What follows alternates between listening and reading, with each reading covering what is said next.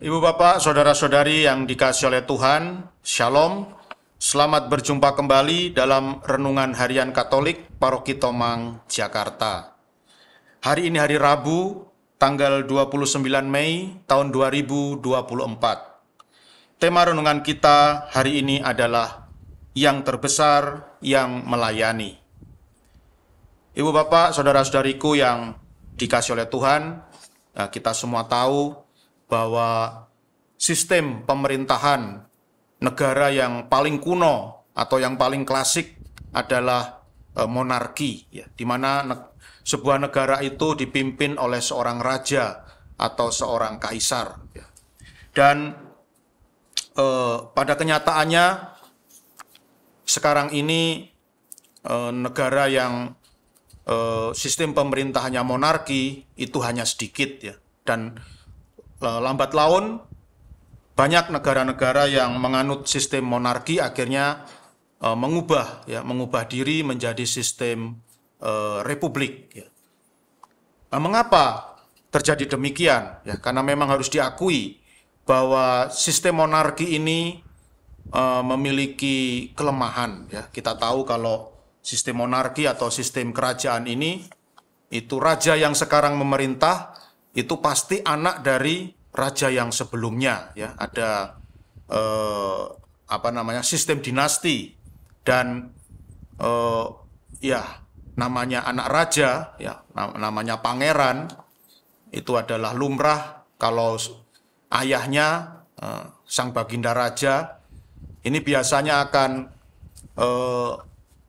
melindungi anaknya, ya. Jadi mencegah anaknya untuk pergi-pergi meninggalkan istana. Ya. Jadi anaknya ini dari lahir sampai dewasa dibesarkan dalam tembok istana, di balik tembok istana.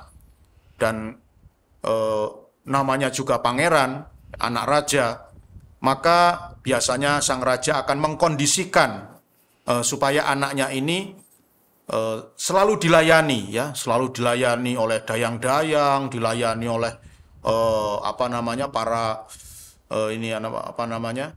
para karyawan istana, ya, para pegawai istana, dan tidak dikondisikan untuk melayani. Ya, itulah apa yang namanya pangeran, putra mahkota, biasanya demikian, ya, dikondisikan selalu dilayani di dalam hidup, ya, dan jangan sampai melayani, ya, tidak ada putra mahkota atau raja yang melayani, ya, itu dalam pandangan monarki seperti itu. Maka itulah kelemahannya. Maka tidak heran kalau kita mendengar, ya, kisah-kisah tentang negara yang menganut monarki, yang dipimpin oleh raja atau kaisar. Seringkali sang kaisar atau sang raja itu adalah memiliki karakter yang lalim, ya, yang tidak peduli dengan rakyatnya, yang ingin mendapatkan kenikmatan pribadi, ya. Jangankan melayani rakyat, ya. Jadi justru mereka seringkali menghisap rakyat, meminta rakyat untuk membayar upeti yang sangat tinggi dan lain sebagainya. Malah mereka seringkali menyengsarakan rakyat. Nah, inilah kelemahan dari sistem monarki. Maka kalau kita belajar sejarah dunia, pada tahun 1792, ya, ketika itu Prancis sedang berada dalam sebuah fase yang sangat terkenal, namanya Revolusi Prancis, ya.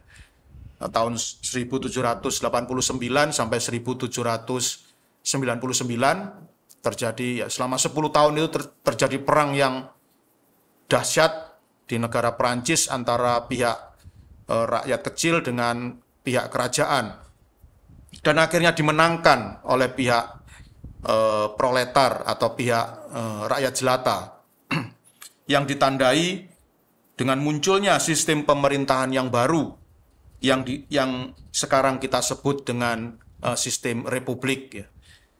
Sistem republik ini muncul mulai dari negara Prancis pada tahun 1792, ya, dan sampai hari ini, ya, saya kira sebagian besar negara di dunia ini lebih memilih sistem republik daripada sistem monarki. Karena sistem republik ini mempunyai keunggulan daripada sistem monarki. Dalam sistem republik, siapa saja bisa menjadi pemimpin atau menjadi presiden. Ya.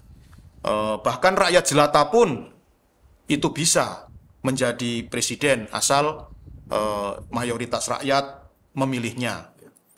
Dan karena sang presiden ini berasal dari rakyat kebanyakan, ya, dari rakyat jelata, maka dia berbeda dengan para pangeran, para putra mahkota yang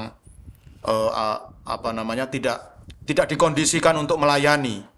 Mereka sebagai rakyat jelata tentu melayani itu adalah sesuatu yang biasa di dalam kehidupan. Dan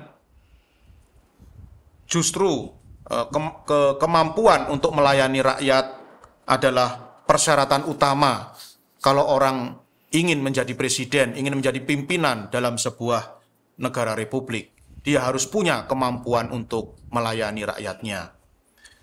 Nah, Ibu Bapak, Saudara-saudariku yang dikasihi oleh Tuhan, dalam Injil Markus bab 10 ayat 32 sampai 45 yang dibacakan dalam perayaan Ekaristi hari ini, dikisahkan tentang dua orang murid Tuhan Yesus, yaitu Yohanes dan Yakobus, yang meminta kepada Tuhan Yesus agar diberi posisi yang lebih istimewa dibandingkan murid-murid yang lain.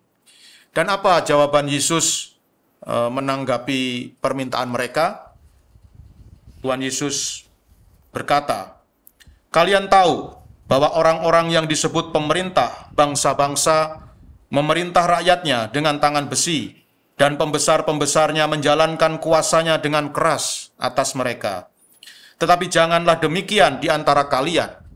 Barang siapa ingin menjadi besar di antara kalian, hendaklah ia menjadi pelayanmu. Dan barang siapa ingin menjadi yang terkemuka di antara kalian, hendaklah ia menjadi hamba untuk semuanya.